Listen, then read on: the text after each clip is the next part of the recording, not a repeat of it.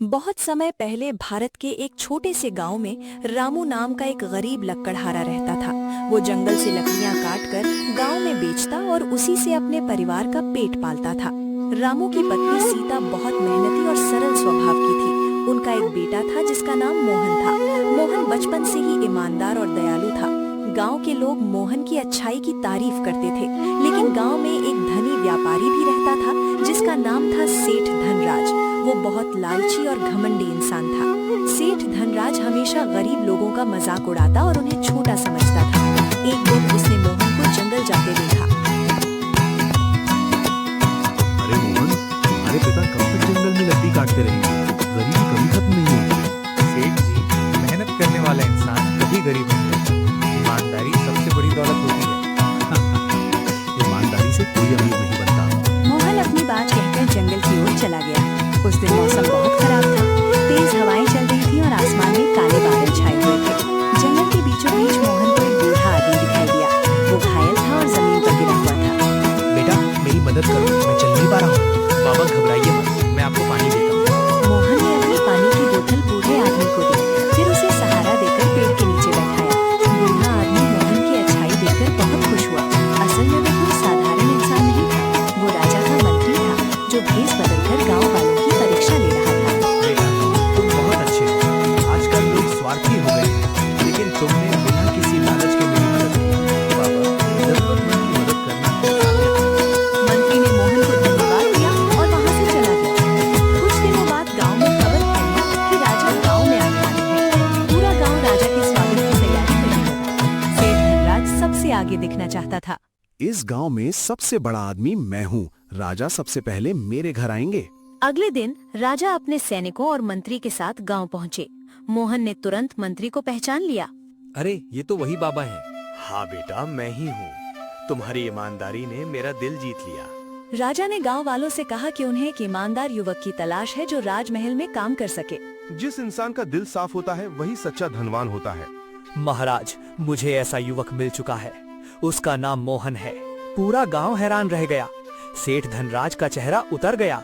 एक गरीब लकड़हारे का बेटा राजमहल में काम करेगा?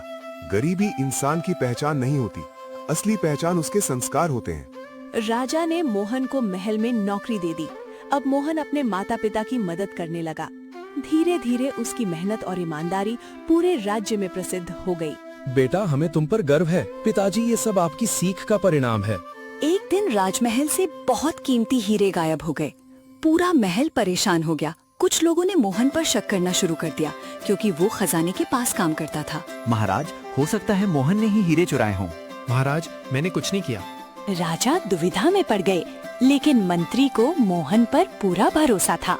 महाराज, मोहन कभी चोरी नहीं कर सकता। हमें असली चोर को पकड़ना होगा।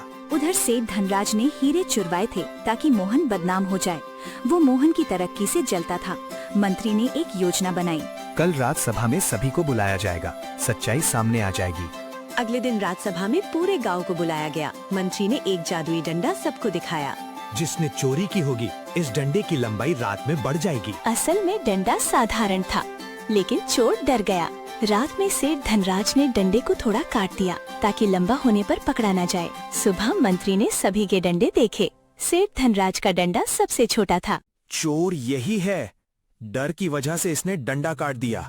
मुझे माफ कर दीजिए महाराज, मैं मोहन से जलता था। राजा को बहुत गुस्सा आया।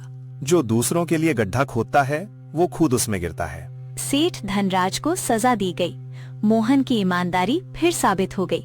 पूरा गांव मोहन की तारीफ करने लगा। मोहन सच में बहुत अच्छा इंसान है। कुछ साल बाद राजा बूढ़े हो गए। उन्हें राज्य संभालने के लिए एक भरोसेमंद व्यक्ति चाहिए था। मोहन, क्या तुम राज्य की जिम्मेदारी संभालोगे? महाराज, मैं पूरी ईमानदारी से जनता की सेवा करूंगा। मोहन ने पूरे राज्य में न्याय और ईमानदारी का शासन स्थापित किया। गरीबों की मदद की जाने लगी। किसानों का कर्ज माफ किया गया। राज्य के लोग खुश रहने लगे। पहली बार हमें ऐसा शासक मिला है जो गरीबों का दर्द समझता है। मोहन हमेशा अपने माता पिता का सम्मान करता था। वो कभी अपने पुराने दिन नहीं भूला। एक दिन उसने गांव में एक बड़ा विद्यालय बनवाला ताकि गरीब बच्चे भी पढ़ सकें। शिक्षा सबसे बड़ी ताकत है। धीरे धीरे गांव एक आदर्श गांव बन गया। दूर दूर से लोग वहां आने लगे। सब लोग मोहन की ईमानदारी और दयालुता की मिसाल देते थे। सच्चाई और मेहनत कभी बेकार नहीं जाती। समय बीतता गया। मोहन की कहानी बच्चों को सुनाई जाने लगी ताकि वे ईमानदारी का महत्व समझ सकें। एक दिन मोहन ने गांव के बच्चों को अपने पास बुलाया। बच्चों, जिंदगी में कभी झूठ और लालच का रास्ता मत चुनना। सच्चाई का रास्ता कठिन जरूर होता है, लेकिन जीत हमेशा उसी की होती है। बच्चों ने मोहन की बात ध्यान से सुनी। उनके दिल में ईमानदारी की सीख हमेशा के लिए बस गई। उस गांव में फिर कभी कोई भूखा नहीं सोया। लोग एक दूसरे की मदद करने लगे। राज्य में खुशहाली फैल गई। मोहन, तुमने साबित कर दिया कि असली ताकत धन में नहीं बल्कि अच्छे कर्मों में होती है। महाराज, इंसान की सबसे बड़ी पहचान उसका चरित्र होता है। धीरे धीरे मोहन की कहानी पूरे राज्य में फैल गई। लोग अपने बच्चों को उसकी मिसाल देने लगे। सेठ धनराज भी अपनी गलती समझ चुका था। उसने गरीबों की मदद करना शुरू कर दिया। मोहन, तुमने मुझे सही रास्ता दिखाया। गलती करना बुरा नहीं है, गलती सुधारना सबसे बड़ी बात होती है।